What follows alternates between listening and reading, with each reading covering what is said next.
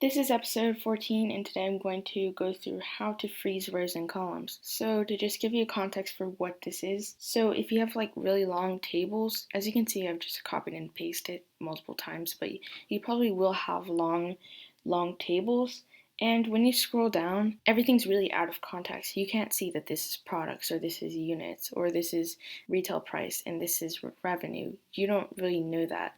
So there's a feature that really helps with this.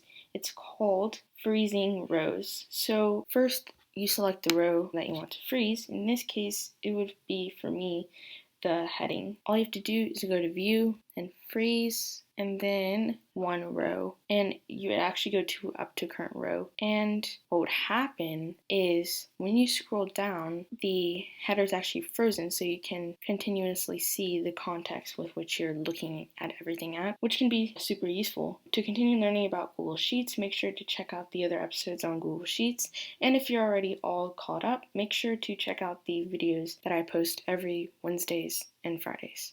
Please make sure to like this video and subscribe to my channel. Thanks for watching. See you in the next video.